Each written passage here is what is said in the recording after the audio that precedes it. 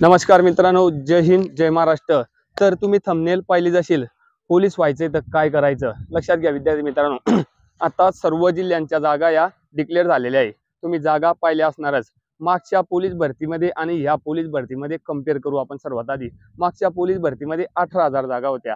या पोलीस भरतीमध्ये 17,500 400 काहीतरी जागा आहे। पण या 17,500 जागांमध्ये काय काय लक्षात ठेवा, बँडमनच्या सुद्धा पद आहे हिच्यामध्ये। अजून त्याच्या सोबत जेल पोलीसच्या सुद्धा जागा आहे आणि SRPFच्या आणि महाराष्ट्र पोलीसच्या।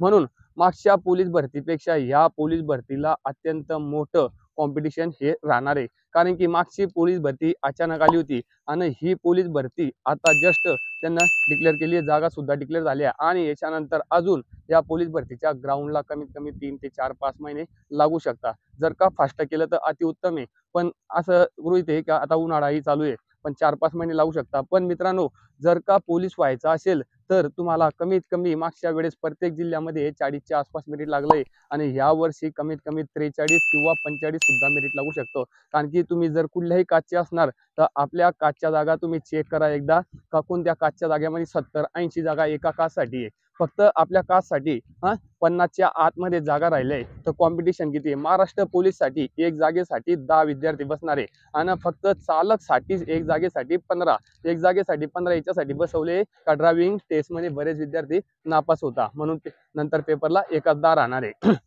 आणि अजून विशेष म्हणजे बॅडमनच्या सुद्धा जागा आहे, जेल पोलीसच्या सुद्धा जागा आहे। तर कॉम्पिटिशन किती भयानक राहणार आहे। पोलीस भरतीला प्रॉपर फक्त 7,000 किंवा 7,500 जागा उरल्या आहे आणि त्या जागांपैकी अजून अर्ध्या जागा ह्या महिलांना जाणार आहे। 3,500 जागा महिलांना जाणार आहे आणि आपल्या काचच्या किती जागा उरत आहे। म्हणून कॉम्पिटिशन कसं राहील लक्षात ठेवा। आणि ह्या पोलीस भरती विशेष म्हणजे काय का, ह्या पोलीस भरतीमध्ये फॉर्म भरल्यानंतर आता फॉर्म भरून घेणार आहे 5 तारीख पण, जर फॉर्म भरल्यानंतर सुद्धा 5-6 महिने राहणार आहे तर कॉम्पिटिशन किती मोठं राहणार आहे। म्हणून जर का पोलीस व्हायचं असेल तर तुम्ही किंवा अकॅडमीला आलं पाहिजे। तुम्ही कशी तयारी करा, फक्त एक काम करा, दर 15 दिवसांनी प्रॉपर डेमो घ्या। प्रॉपर डेमो घेतला तर आपल्याला मार्क्स किती पडताय हा अंदाज येतोय। आणि सर्व विद्यार्थी फक्त काय करताय, घोड्याचेच मार्क मोजत राहताय। घोडा 15चा गेला, कोणाचा 12चा गेला, 10चा गेला, हा 2 घोड्याच्याच मागे लागताय। कोणीही याचा विचार करत नाही 100 मीटर आपलं किती सेकंदात आहे, किंवा तुम्हाला विचारत सुद्धा नाही 100 मीटरला किती मार्क घेता। मागच्या भरतीमध्ये CP मुंबईला तुम्ही अंदाज पाहिला असेल, चांगल्या विद्यार्थ्यांना 5-5, 6-6, 8-8 मार्क आले, 10 मार्क क्वचित कोण आलेले। नाही तर सर्वात जास्त ग्राउंड आहे CP मुंबईला निघायचं। जर का या मुलाने इकडे 40 मारला, तिकडे 45च्या आसपास मारत होता। विचार करा, मग जर असं झालं तर आपल्याला प्रॉपर 100 मीटर वरती फोकस द्यायचा आहे। दर 15 दिवसांनी तुम्ही जर डेमो करत राहिला तर डेमोमुळे तुम्हाला मार्क्स समजणार आहे आणि आपण कॉम्पिटिशन मध्ये आहे किंवा नाही कुठल्याही जिल्ह्यात फॉर्म भरा। आणि मागच्या वर्षी अजून विशेष म्हणजे 30% विद्यार्थ्यांनी एकच फॉर्म भरला होता।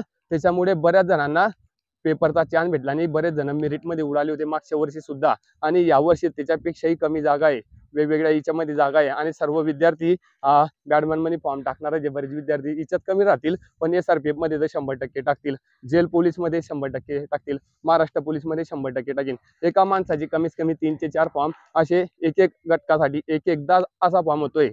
आणि मागच्या वर्षी ज्या मुलांना फॉर्म नाही टाकले ते यावर्षी डबल फॉर्म सर्वजण टाकतील। ते डबल फॉर्मचा काय येऊ शकतो ते काही सांगता येत नाही, ते जाऊ द्या। पण प्रत्येक विद्यार्थी हा प्रत्येक जिल्ह्यामध्ये इकडे 2 ते 3 ठिकाणी कॉम्पिटिशन लढणार आहे आणि त्याचं ग्राउंड एका ठिकाणी 45 आहे, त्याचं दुसऱ्या ठिकाणी 45च्या आसपासच राहणार आहे। म्हणून कॉम्पिटिशन मागच्या वर्षी ज्या माणसानं एका ठिकाणी 45 मारलं त्याने 4-4, 5-5 ठिकाणी 45 मारलं तर ग्राउंडचं मेरिट वाढून राहिलं। बाकी पेपरच्या दिवशी तर ते तिथं जाऊ शकले नाही, कारण बऱ्याच घटकांचा पेपर एकच दिवशी होता। CP मुंबईचा वेगळा होता आणि SRPFचा एकच होता। SRPF मध्ये सुद्धा बऱ्याच जणांनी 2-2 फॉर्म टाकले होते। ज्या ठिकाणी त्यांचं 95 ग्राउंड बसलं त्याच ठिकाणी पेपरला बसले आणि एखाद्या ठिकाणी ओपनचं 97 सुद्धा मेरिट लागलंय बऱ्याच ठिकाणी।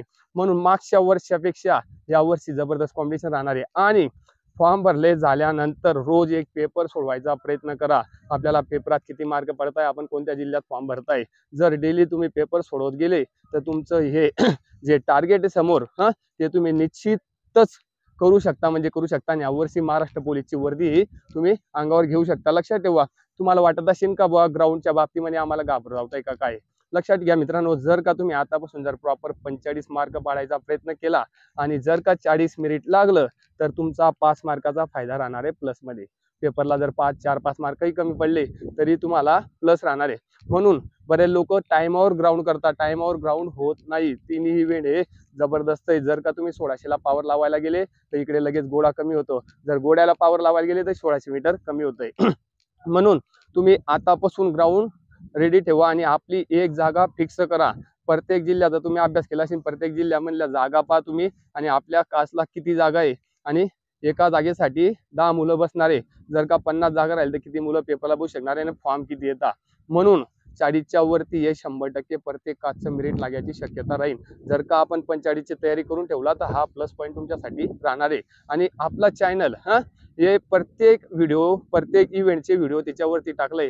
बरेच लोकांना क्लासेस वगैरे लावता येत नाही, त्याच्यामुळे गोडा फेकचं मार्गदर्शन आणि 100 मीटरचं मार्गदर्शन आणि इथून पुढे शेवटपर्यंत पोलीस भरतीपर्यंत पूर्ण अपडेट ग्राउंडच्या बाबतीमध्ये मी तुम्हाला देणार आहे. म्हणून या पोलीस भरतीसाठी माझ्याकडून तुम्हाला बेस्ट ऑफ लक. जय हिंद, जय महाराष्ट्र. आपल्या आई वडिलांचं नाव यावर्षी छातीवर दिसायलाच पाहिजे.